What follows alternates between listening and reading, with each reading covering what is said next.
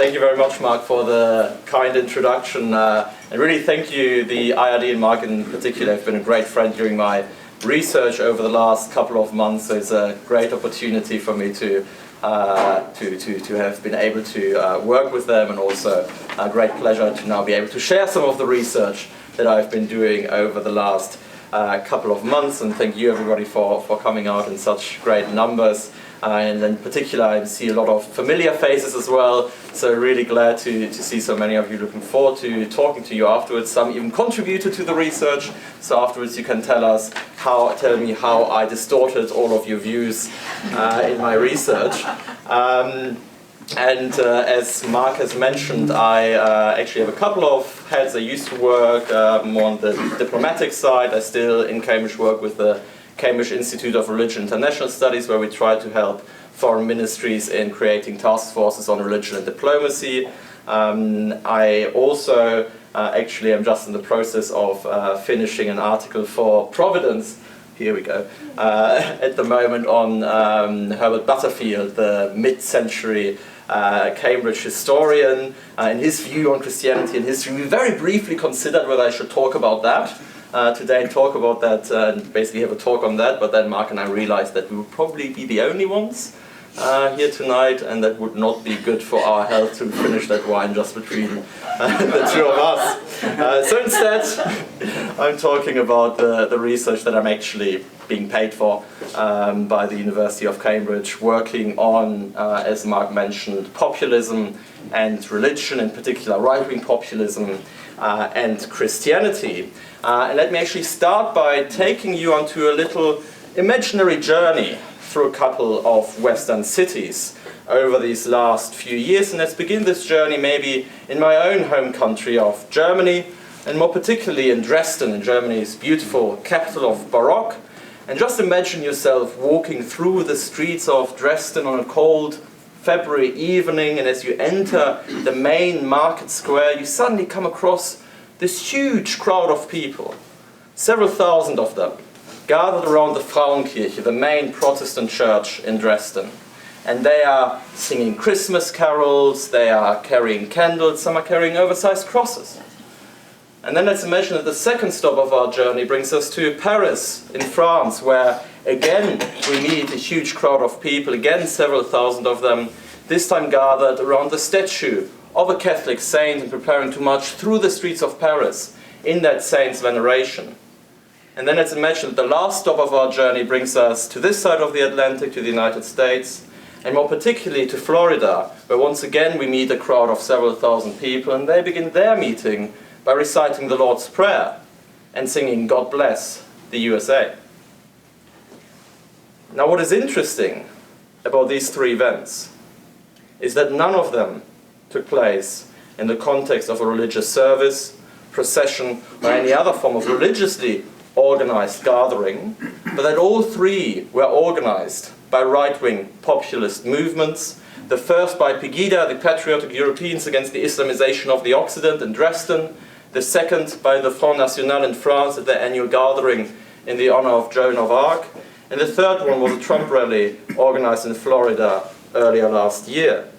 And these three events are actually representative of two broader trends that we can currently observe in Western societies, with on the one hand the rise of these national populist movements throughout our societies, not just in the US, but throughout all of Western Europe as well, that are no longer fringe movements, that are majorities that form governments.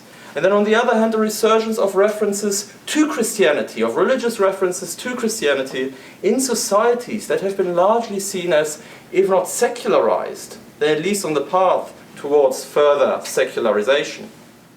And given the very nature of the three events that I just described to you, one might now, of course, be very much tempted to think, well, maybe these two trends are just part of one and the same reactionary backlash, so to speak, of conservative religion against the advance of secular liberal society. However, as tempting as such an interpretation may seem, perhaps in particular to the secular academic minds that I speak to a lot to in places like Cambridge, if we look a bit closer, reality seems much more nuanced, a bit more muddled than that. Because if we actually look at the numbers, we see that, yes, for instance, in the United States, President Trump was incredibly popular amongst white evangelicals, remains incredibly popular among white evangelicals, scored better than George W. Bush, better than Mitt Romney. But the very same evangelicals also say in surveys that they perceive him to be the least religious GOP candidate of recent history. And there was actually quite a lot of open opposition, especially early on in 2016 to the president. We think of people like the Russell Moore, Dr. Russell Moore, what he said about things. There are a lot of other people who spoke out. More recently, we had the Christianity Today editorial that many of you will have read and the controversy that followed it. And if we look to Europe, we actually see that here the situation is even more complicated. Because in Europe, we actually see that the supporters of these national populist movements actually tend to be disproportionately irreligious. You can see that the very example of the Dresden demonstration that I just described to you, because there was a survey taken on the very evening of that demonstration. And it turned out that of these people running around singing Christmas carols, holding candles, carrying oversized crosses, over 80% of them self-identified as atheist or irreligious. And only a single-digit small minority self-identified as Christian, in a country that still self-identifies about 2/3 as Christian. And the same is actually true throughout Europe, where we see that things such as church attendance are one of the strongest predictors against voting for these national populist parties. So this is then, of course, raises the question, how can we explain this paradox between, on the one hand, these parties referencing Christian identity, using Christian language, referencing Christian symbols, and then on the other hand, some of these more ambiguous data points. And what I'm trying to do in my research, and I try to briefly replicate it at much smaller scale in the talk today, is to approach this question in 4 steps. First, by trying to understand what are the social origins of national populism. Where is this movement coming from? Why do we see it in all of these countries, not just in 1 or 2 of these countries, but across Western democracies? Second, to ask, how does religion fit into this? What do they actually mean when they say Christian identity or Judeo-Christian West? How are these references perhaps also different to traditional conservative references to religion and Christianity? Third, looking how does it work out in practice? How do Christian communities actually react to that in different countries? And how do they do so differently? And fourth, what does this mean for the role of the church and in society and the role of religion in our political parties going forward? But first things first, let's quickly start to ask the question, what are the social origins of right-wing populism? And here my argument is very much that the surge of national populism that we can see throughout our Western societies is primarily the consequence of the emergence of a new social divide, a new social cleavage over the question of identity. How do we define identity? Who is the us? Who are the we? Who is the other? How do we draw these lines? How do we define who I am, who we are? And whereas historically for most of the 20th century our politics were defined on the one hand by economic issues, so to speak the class struggle, if you want to think of it in these terms, and on the other hand by moral issues, the culture wars about abortion, religious freedom, sexual freedom, etc., we see more and more over the last few years that in the polling data, these concerns about economic issues on the one hand and social issues on the other hand are increasingly trumped by issues about immigration, national identity, national culture. Who are we and who are the others? And this really points to this emergence of a new social divide between 2 competing visions of how we define identity. How do we define the us and the other? How do we define who we are as a nation? With on the one hand, a clearly defined idea of a national identity based on inherited group identities, such as ethnicity, culture, history, authority, territory. And then on the other hand, the more globalist, universalist ideas that focus on diversity and open borders, and that actually only allow for group identities, primarily for minority groups. Whereas majority population is the focus really on individualist ideas of identity. These are the only ones that are permitted. It's really saying it's your economic success, your educational success, perhaps your ideology, etc. But it's not, the group identities are not as much admitted. And I'm not the only one talking about these things. There's quite a lot of literature coming out about that at the moment. Some of you might have heard in the UK people like David Goodhart, who talks about the divide between the somewheres and the anywheres. Others about the nationalists and the globalists, the communitarianists and the cosmopolitans. But whatever you might want to call it, one common feature is that the traditional party system seemed pretty badly equipped to deal with that.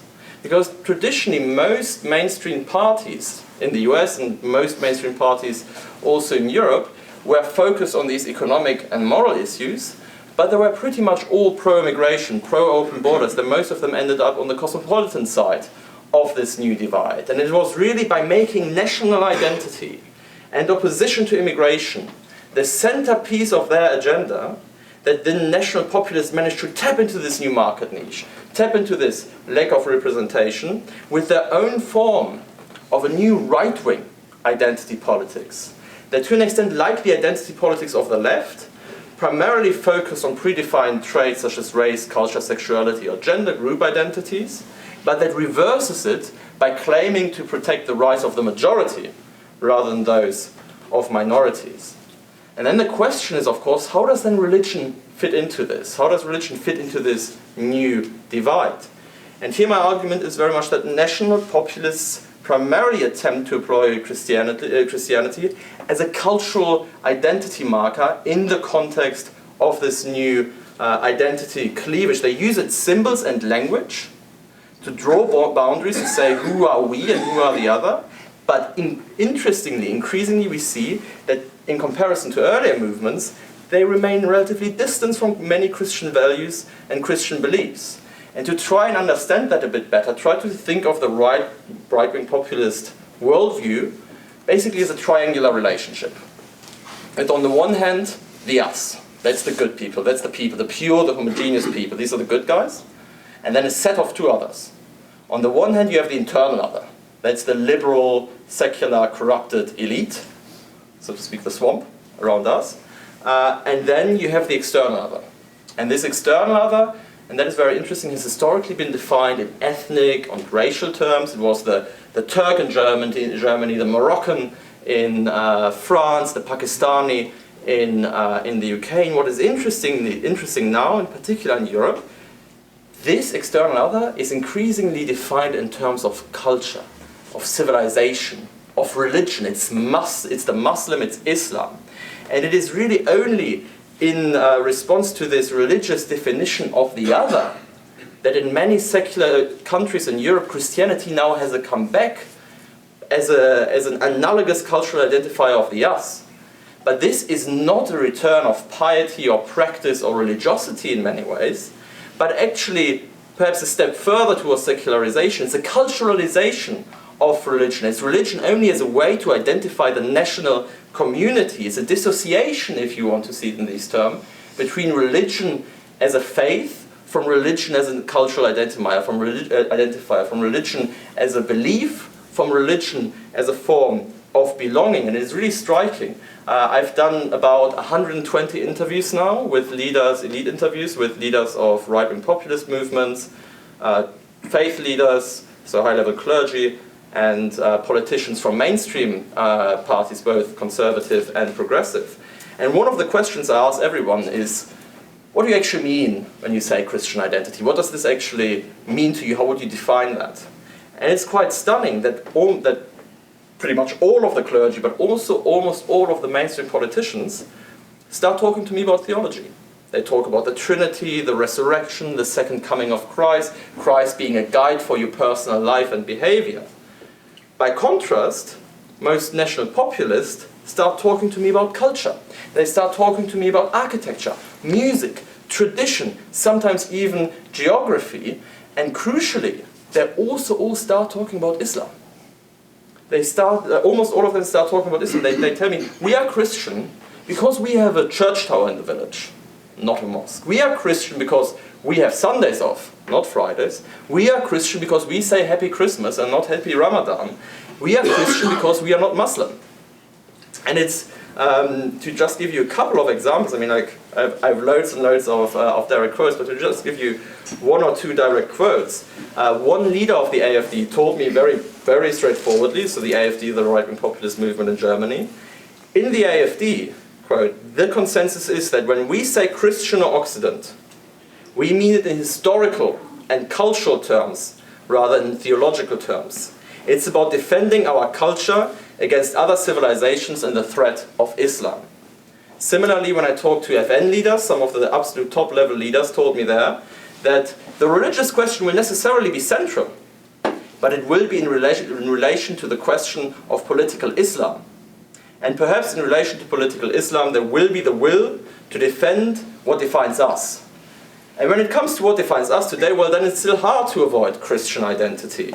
But when I asked, that person also told me that, yeah, this is rather something cultural. This is not about religious practice or even religious belief. And actually, when I started digging a bit deeper, talking to more and more people, I actually found a lot of people telling me about explicitly anti-Christian currents in many of these movements. So one AfD leader told me that there are many people in the AfD who outwardly say that Christianity is extremely important to them and that they are Christians themselves, but who internally always fought the Christians in the party. They really wanted to destroy us. For these people, Christianity is really a religion from the Near East that does not fit into Germany. Similarly, in France, a lot of people told me that today there's a very strong secularist current that's running the Front National. This is the dominant current that is running the Front National. So in some we really see that, especially in Europe, many national populists are actually Christian primarily to the extent that they are anti-Islam. And it's more about national culture and identity than about faith or theology. And if you start thinking of it in these terms, then a lot of things start to make sense. It starts to make sense that instead of following the church's teachings on public policy, many national populist movements marry religious language and symbols with predominantly secular policies. It starts to make sense to have the Front National venerating a Catholic saint, Joan of Arc, in spite of extremely anti-clerical and anti-church positions on laicite, trying to push the religion out of the public sphere. It starts to make sense to have Pegida in Germany carrying crosses through secular Dresden, whilst at the same time saying we are the real defenders of progressive European values for women's rights against Muslims. It starts to make sense to have Geert Wilders in the Netherlands increasingly emphasizing the Netherlands Judeo-Christian culture, whilst openly saying he's an atheist and defying Christian teachings on virtually all topics from refugees to gay marriage. And it even makes sense, if you think of it as a cultural thing rather than as a thing that is values-driven, to have a thrice-divorced, formerly pro-choice businessman with relatively little exhibited knowledge about the Bible to become the savior of Christian America, if Christian America is more of a cultural than a religious concept.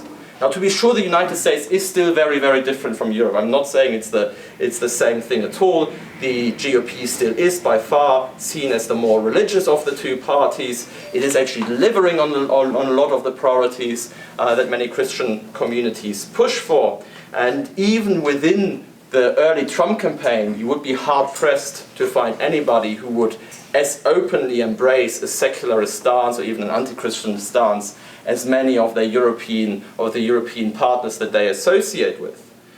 However, even in the US, we see that it's not just the president's personal demeanor that to an extent undermines the Christian credentials of this movement. Because unlike other Republican politicians and candidates, President Trump barely references Christian values in his speeches.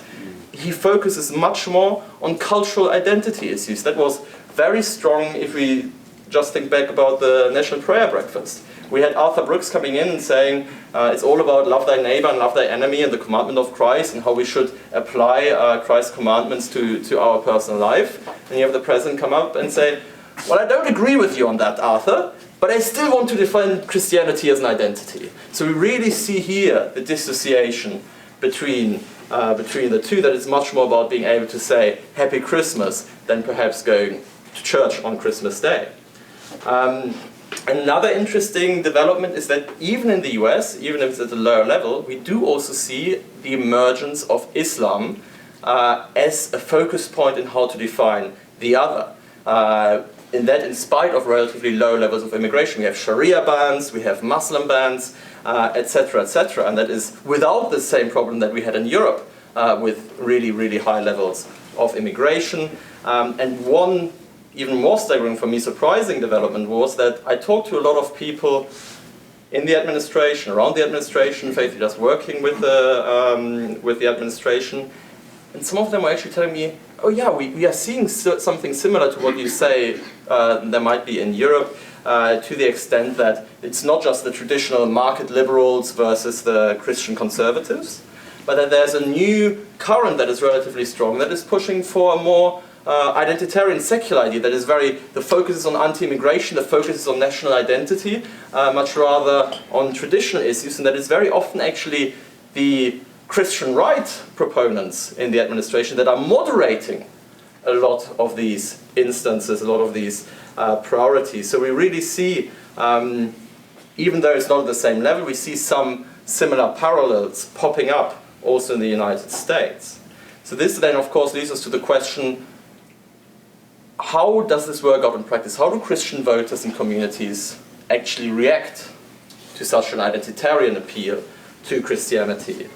And what is really staggering is that, especially in Europe, but to an extent also in the US, we see that this identitarian Christian nationalism appeals most to irreligious voters or Christian non-practicing Christians, so to speak, cultural Christians, whereas the most practicing Christians often remain comparatively immune to these appeals. So again, this is particularly strong in Europe, where social scientists now speak of a reverse God gap, of a religion gap, some even of a vaccination effect of religious practice against voting for nationalist parties. In Germany, for instance, the AfD scores about double as high on average in every state among irreligious voters than among Protestants and Catholics. In France or Italy, you also see that the Front National or the Liga usually do about double as well amongst people who never go to church than amongst frequent churchgoers. To be sure, the picture in the US is very different because the president did do so well amongst evangelicals, but not just evangelicals, also white Catholics, even white mainline Protestants. He's also, if you look at the data, this support is not waning. This support is still there.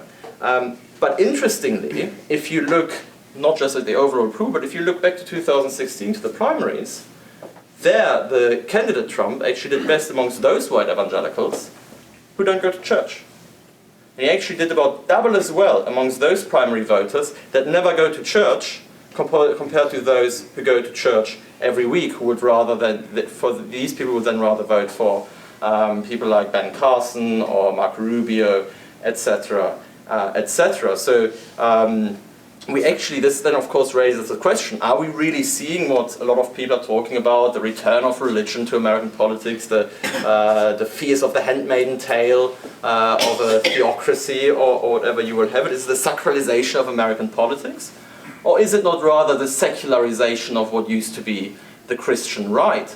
Or perhaps even the Europeanization of part of the movement of American conservatism? And indeed, some social scientists have started to talk about a growing schism amongst many right-wing voters between, on the one hand, the traditional religious right, and on the other hand, a new secular post-religious right, with the former being broadly composed of the church-going, more educated middle classes, that remains to church teachings, that remains associated with the church, that remains socially conservative, but also open to immigration and attached to conservative, traditional, more moderate conservative movements. And the latter, the more post-Christian right, typically consisting of a more working class demographic, that in some instances even traditionally in Europe would have voted Social Democrat, a lot of former Democrats in the United States, that often combines more secular values with a cultural nativism that has less allegiance to the church and its teachings, but looks much more favorable on national populist policies. So all of this together then really raises the question to what extent religion can, yes, certainly work as a fuel, but perhaps also as a barrier to many of these developments. I do have a couple of hypotheses of what might determine how how Christians react in different countries, but I'm also aware that I'm running out of time, so I'm happy to talk about a lot of that in the question part, but until then I will basically leave it here. And maybe just leave you, instead of with conclusions, with a couple of questions. Because I'm not done with a PhD, so maybe you can actually help me with these things.